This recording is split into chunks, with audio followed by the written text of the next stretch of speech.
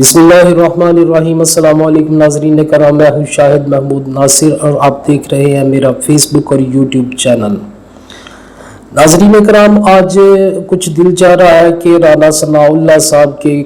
एक तो बयानात हैं और एक उनकी जो अदालत ने उन्हें बुलाया है तारीख के लिए, उसके बारे में बात की जाए। और कुछ बात हम करेंगे वकला के हवाले से कि इस हुकूमत ने किस तरह वकला को ख़रीदने की कोशिश की है। वीडियो शुरू करने से पहले मेरी आपसे गुजारिश है कि मेरे चैनल को सब्सक्राइब कीजिए, लाइक और शेयर कीजिए और बेल के बटन पर भी क्लिक करके ऑल को सेलेक्ट कर दीजिए ताकि मेरी हर आने वाली वीडियो बर वक्त आप तक पहुंच सके।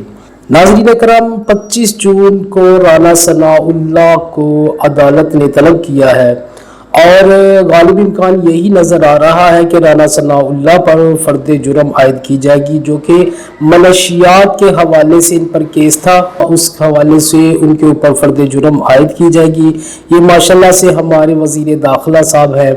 और बदकिस्मती है पाकिस्तानियों की कि इतने आला पाए के लोग हमें मिल रहे हैं हुकूमत में और जो हमारे ऊपर हुकूमत कर रहे हैं। नाज़रीन इकराम, अगर राना सनाउल्लाह को पर फर्द जुर्म आयद हो जाती है तो ये मैं समझता हूँ कि अदालत का बहुत बड़ा कारनामा होगा, क्योंकि वैसे भी हमारी अदालतें एक अरसे बाद जाके कोई कारनामा सर अंजाम देती हैं। अदरवाइज़ हमारी अदालतें भी माशाल्लाह हमारे लीडरों की तरह ही फैसले देती हैं और हमारे लीडरों की तरह ही वो इस अवाम के साथ मजाक करती रहती हैं। वैसे तो देखा जाए तो हमारी अदालतों में इतनी इखलाकी जुर्रत पता नहीं आए कि ना आए कि एक सिटिंग वज़ीर दाखिला पर वो फ़र्द जुर्म आयद कर दें।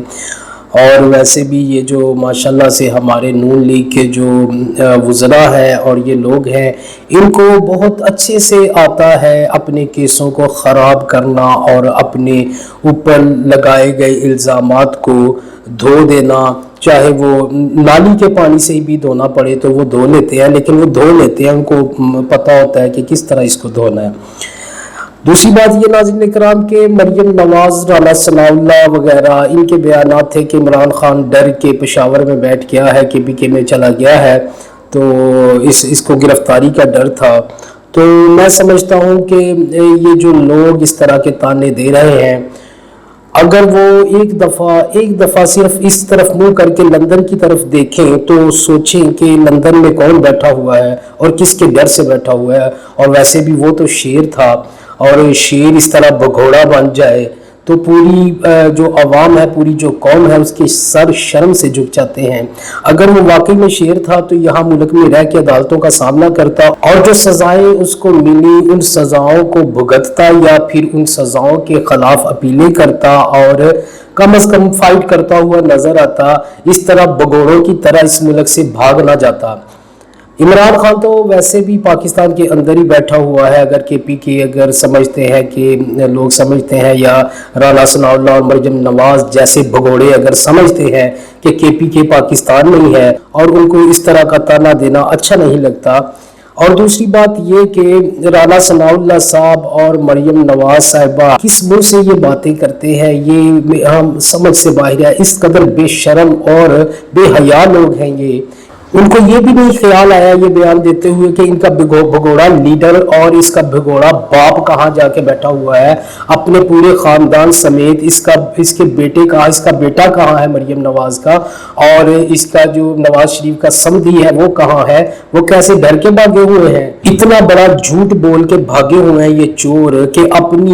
अपनी मौत को भी इन्होंने बहाना बना लिया और मौत का भी मजाक बना के ये यहाँ से भाग गए। तुम तो वो जालिम इंसान हो राना सनाउल्लाह जिसने मॉडल टाउन में 20 लोगों को मारने से भी गुरेज नहीं किया और 100 के करीब लोगों को गोलियां मारी और हामला औरतों तक को नहीं बख्शा तूने, कि तुम समझते हो कि जैसे हर चीज तुम्हें करने वाले की तरह मिल जाएगी। इमरान खान एक फाइटर है और वो फाइट करेगा तुम लोगों से, तुम जैसे बदमाशों से फाइट करेगा, मनशियात फरोशों गुंडों से फाइट करेगा वो। इस मुल्क के लिए, इस मुल्क की आवाम की बेहतरी के लिए वो तुम सब चोरों को इकट्ठा करके मारेगा और इंशाल्लाह बहुत जल्द। और दूसरी बात ये कि राना साहब, अगर आपने ये कहा है कि दोबारा मार्च में आप वही हरकतें करेंगे تو یہ آپ یاد رکھیے گا، اور عدالتیں بھی اس حوالے سے، عدالتوں کو بھی اس بات کا نوٹس لینا چاہیے، کیونکہ عوام کا جو برداشت کا اور صبر کا مادہ ہے وہ ختم ہوتا جا رہا ہے۔ یہ نہ ہو کہ اس ملک میں واقعی خانہ جنگی کا ماحول پیدا ہو جائے، اور سب سے پہلے یہ سب سے پہلے عوام کے ہتھے چڑھیں گے، اور عوام ان کو بتائے گی کہ اس ملک سے بھاگنا کس نے ہے اور کس نے یہاں رہنا ہے۔ اگر دوبارہ اسی طرح لوگوں کے اوپر حملے کیے گئے پولیس کے ذریعے یا کسی بھی فورس کے ذریعے، تو پھر اس کا انجام جو ہے وہ بہت برا ہوگا، اور اس ملک کے لیے بھی بہت خطرناک ہوگا۔ لہٰذا عدالتوں کو، رانا ثناء اللہ جیسے گنڈوں کو، ان کے بوتھوں کو لگام دینی چاہیے اور ان کو کنٹرول میں رکھنا چاہیے۔ کسی بھی جمہوری ملک کے اندر احتجاج کرنا عوام کا حق ہوتا ہے، اور یہ حق نہ ہم سے عدالتیں چھین سکتی ہیں اور نہ یہ رانا ثناء اللہ جیسے گنڈے چھین سکتے ہیں۔ اور دوبارہ اگر اس طرح کی بات ہوئی، اور اگر خان صاحب نے دوبارہ مارچ کا اعلان کیا اور پولیس یا کسی اور فورس نے راستے میں آنے کی کوشش کی، تو عوام جو ہے، ہم کسی لیڈر کو نہیں مانیں گے، اور اس دفعہ جو عوام کے جذبات ہیں وہ آپ کو سامنے نظر بھی آئیں گے، اور آپ کو رانا صاحب پتہ بھی چلے گا کہ 200-400 لوگ آئے ہیں یا 200-400 سے کم ہیں، کیونکہ پچھلی دفعہ جو آپ نے 200-400 لوگوں کے خلاف 1,80,000 سیکیورٹی اداروں کے لوگ لگائے، خاص طور پہ پولیس کو لگایا، تو اس پہ آپ کو شرم بھی آنی چاہیے، اور ڈوب کے مر بھی جانا چاہیے، کیونکہ آپ نے 200-400 لوگوں کے لیے 1,80,000 کی فورس کو لگا دیا، تو آپ تو میں سمجھتا ہوں کہ آپ کو واقعی میں ڈوب مرنا چاہیے، وہ بھی چلو بھر پانی میں۔ اور دوسری بات یہ کہ رانا صاحب یہ عوام مذاق نہیں کر رہی اس دفعہ۔ باقی عدالتوں سے میری گزارش ہے کہ عدالتیں ان جیسے گنڈوں کو ایک مہینے کی ڈیٹ دے رہی ہے۔ اس کا کیا مطلب ہے؟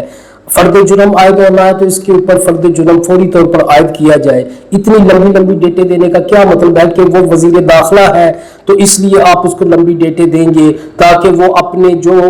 اس نے بدماشیاں کرنی ہیں اس ملک کے اندر وہ بدماشیاں اپنی کر لے، جو غنڈہ گردیاں اور جو خونی جو آپریشن کرنے ہیں اس نے وہ کر لے۔ کیوں عدالتیں اس کو اتنا موقع دے رہی ہیں؟ کیوں دے رہی ہیں اس کو اتنا موقع؟ اگر اس کے اوپر فرد جرم عائد کرنی ہے تو فوری طور پہ کی جائے، تاکہ یہ اس طرح کے جو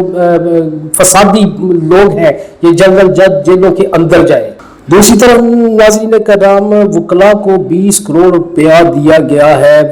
شہباز حکومت کی طرف سے، یعنی امپورٹڈ حکومت کی طرف سے، اور یہ ایک بہت بڑی گرانٹ ہے، اور میرا خیال ہے کہ وکلاء کی قیمت اتنی ہوگی کہ وہ 20 کروڑ میں بک جائیں گے، اور شاید یہی سوچ کے شہباز شریف صاحب نے 20 کروڑ کی گرانٹ دی ہے وکلاء کے لیے۔ اچھی بات ہے، وکلاء کو پیسے ملنے چاہیے، وہ اپنے جو بھی ان کی ضروریات ہیں، معاملات ہیں،